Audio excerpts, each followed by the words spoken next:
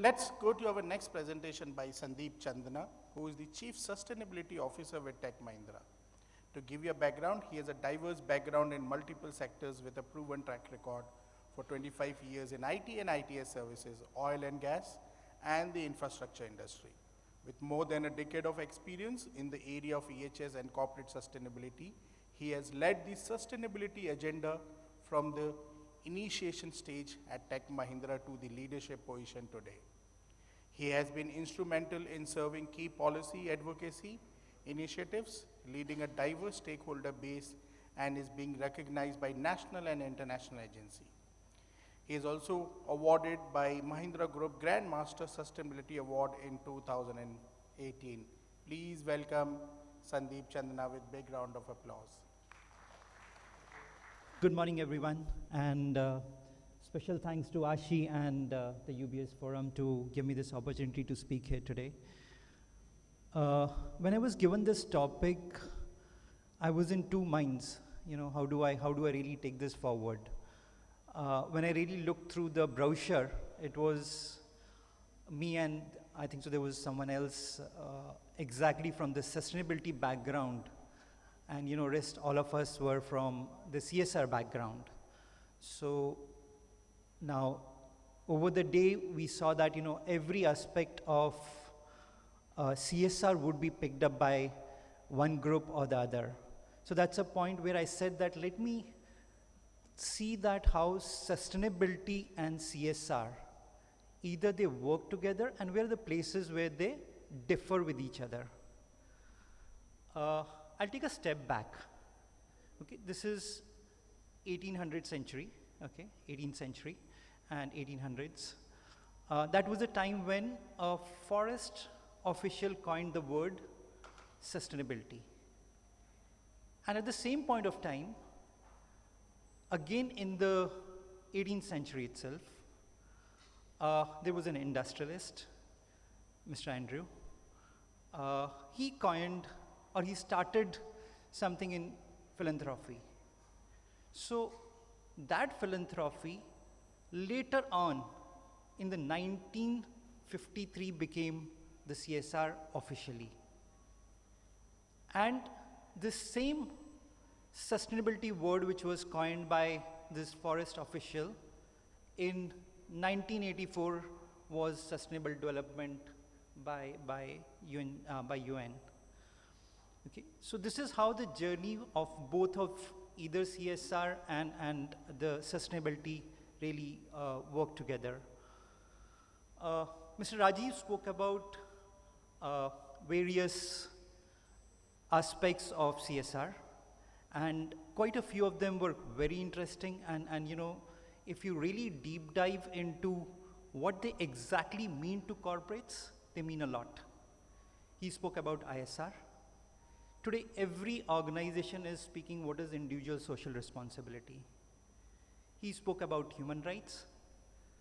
Every organization today is looking at how they will have their policies such that the human rights could be the top priority for that particular organization. A number of such aspects which he really covered, I'll try to cover them over again, you know, the few of them in my presentation. But net, this is how, you know, the CSR and the corporate sustainability journey was beginning. Now I'll come back to where my journey started. It was around 2007 when I was made the Chief Sustainability Officer for Tech Mahindra. Now, the world was confused. There's CSR and there is this new word coined corporate sustainability. So, I was just called into the room and said that, okay, now you are the Chief Sustainability Officer, and there was no role, there was no JD, there was no way, what do you do here? I move out of the room and I ask someone, okay, 𝗱𝗀 ye? What is this? So the guy who was just in the next room, he was quite a senior guy. He said, "वो CSR है ना, तो you have to work with him." I said, okay, good. I went to Mr. Vinod Khanna. He's a very senior CSR eminent personality. He was our CSR head at that point of time. So I was thinking that, those corporate funds which have to be spent, I would become part of that and, see that how it really works out. So I said, maybe, I'll work with him. Okay, what is the percentage I will get? Another thing is that how it work. He says, no, this is my area, don't touch this one. I went back, said that, okay, it is not CSR, what do I do? Then somebody said it is tree plantation. You start doing the tree plantation. I said, this is not going to work. Means if I've done engineering, I have done, educated, I have to be something has to be done really well. So we started with, putting up our own processes in ESG. Year on year, we started looking at, where do we really move further. This was a vision which I coined for myself. This was in 2007. And, the very first point was that I wanted TechM to be the most sustainable organization in the world. And today, as I stand in front of you, very proudly, Tech Mahindra leads the world of ESG. It's not India, it's the world. You take any indices, you take any platforms, you will find Tech Mahindra #1 in the world. So what has really brought me here? So I'll just touch upon few of these. Terracotta seal, this is Royal Highness Prince Charles gave it to us last year. Only one company from India which got this, total 44, only Indian company to get the seal. Dow Jones Sustainability Index, Tech Mahindra #1. There is a sustainability yearbook which comes, Tech Mahindra #1 in the world. TIA award rated #1. FTSE for Good, MSCI. So every place you look at every platform, you'll find Tech Mahindra #1 in the ESG. But what really got me here, it is that 15 years of learning, 15 years of work. And these were the few things which we really did well. You mentioned about Brigadier Rajiv, you spoke about the reporting part of it. It's very important that you're being transparent. So that really helped us a lot. That was one part of it. Putting the structures around carbon pricing, putting the right mechanisms, the governance processes were the ones which we really did well. My reporting was directly to the board. That was the first impact that really happened. Every board meeting, I used to make a presentation to the board saying that what we are doing on the sustainability aspect. Materiality assessment, this was one of the key areas where the whole aspect of ESG really spends. CSR becomes a very important part of this whole assessment because you are going to NGOs, you are speaking to the stakeholders, saying that what is important for you today. So what is important gets captured into this framework, and this comes out into this materiality assessment. And then there are targets around it. I think it's not readable, so I'll just read out what are the targets that we have right now. This is in 2022, and then we are really looking at how my next 5 years or 10 years journey would be like. Carbon neutrality by 2030. This is on the environment part. All my locations will be zero waste to landfill, 2025. Human rights. All my locations would be human rights assessed by 2025. And we have already finished three locations which are human rights assessed, and touch wood, no non-compliances anywhere. So we are looking at that aspect. I spoke about ISR. ISR is one of the targets that we have taken. Today we are about 151,000 plus employees, a huge number. And from these numbers are the ones where we're going to be really seeing that if even one employee puts in, say, 10 hours in a week on the individual social responsibility, you could see the number of efforts that will get in. Then our Tech Mahindra Foundation. Again, doing a great job, but then, there could be a separate session on what they're doing exactly, but definitely we are working with the training part of it. We are working with the privileged or very specially abled people. Okay, so a lot of work being done there, and then there are targets. What are the kind of projects we are doing, and what impact it will bring to the whole story as such. From the governance perspective, definitely how many directors on the board, what is going to be the strength of the board. And I think so we are the first company which has assessed our directors for the ESG.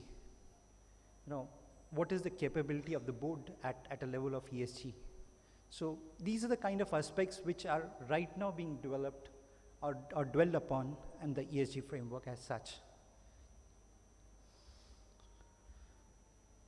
One very important aspect that we were really driving through is an aspect where we bring in awareness, means whether it is the green part of it, whether it is how do you really bring the society, how do you really help the foundation, how do you really work with your NGOs. I formed a team called Green Marshals. These are the voluntary people. At every location I have about 25 Green Marshals who really work on all these three aspects, and they are the ones who really bring in the impact. A very structured and a very mechanized process where each and everyone is rewarded for every work he or she does. Now, next 5 minutes I would spend upon my topic, because why I wanted to come through all this was that how CSR and the ESG are linked together. So while I finished off this whole my journey, the CSR played a very critical role. If I mentioned about Dow Jones Sustainability Index, they are measuring you on what you're doing exactly on the CSR part of it. What is the impact analysis? I think there's a session on impact analysis, somebody is covering that, but this becomes very important for you people who are really working in the CSR domain, that how impact is really is helping the world overall. The measurement of the funds, are the funds being rightly utilized, or are there some kind of a gaps where some funds could be used in a much better or different way? Those are the kind of aspects which Dow Jones Sustainability Index is very categorically really looking at. So while in your corporates, this will be getting measured, but from your aspect, why the CSR transparency is important is from this perspective as well. Other aspect of CSR is also in terms of while you're doing the impact analysis, we mentioned about how many lives are you touching. You mentioned about what kind of outputs are coming. Those are also getting measured right at that aspect as well. And coming back to the stakeholders, when I mentioned about the materiality assessment, you reach out to your investors, you reach out to your employees, you reach out to your NGOs, you reach out to your stakeholders of even the customers, you look at the government agencies which you're working with. So with every agency you take an input, you see that what matters to them. Now, CSR may be important from an investor perspective. It may not be important from an individual perspective. So that gets materialized and gets put, and there's a target taken around it. So when the stakeholders' input get together, the CSR becomes one of the key areas of the highlight here. And the process around is a GRI indicator, Global Reporting Initiative, an indicator, which gets assured by a third party that how you have done this whole analysis. There's a specific interview pattern, there's a specific survey pattern, and those survey patterns get assured by, as I said, by a third party, either KPMGs or Deloitte's of the world, and that is how this whole structure works. I think so, I'll leave it here, and if there are questions, I'll be more than happy to answer. Good morning. Thank you for the wonderful presentation. I just wanted to check with you the new buzz of ESG versus CSR. How are you taking it sync to your thought process right now? See, ESG, as I said, from a social aspect, the CSR is a very important aspect when you're really looking at ESG. When I'm going back to my investors, when I'm going back to my stakeholders and speaking to them, means after every board meeting, when my CEO and MD goes and speaks to the investors, so that's the time. The next call which happens with me is asking that, okay, these are the parameters which you have committed. So where are you on these parameters? And CSR is a very important parameter there. If I've taken a target, okay, you had mentioned this in last quarter, where are you in this quarter today? So from every aspect, the CSR is looked at in a very important way from the ESG perspective.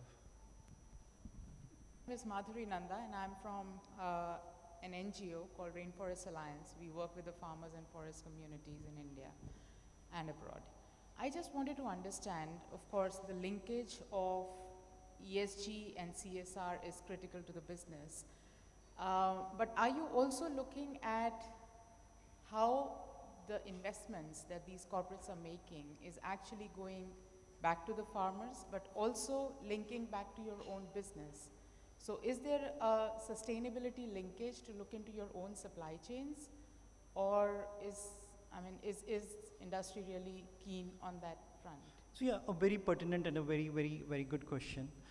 Let me put it this way. Okay, now suppose you're planting trees, or I'll just take an example where how carbon credits are working right now.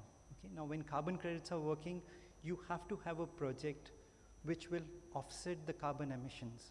So those projects would be the ones where you would look at how it will reach out to the masses, or to the places where it is more of a rural population, or maybe there are some other impacts as well. So when those investments are made in those particular regions, it really uplifts those areas as such. So that becomes an important part of how the investments are being really looked at. Okay. Okay.